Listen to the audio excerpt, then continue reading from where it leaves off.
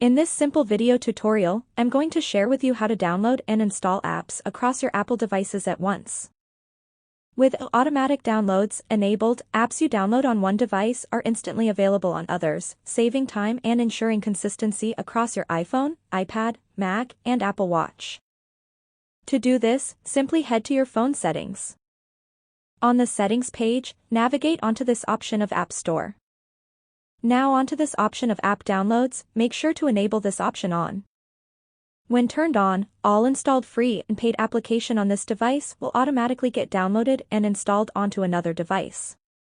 This feature supports synchronized data, so you can switch devices without losing progress in apps like productivity tools, fitness trackers, or games, providing a unified and hassle-free user experience.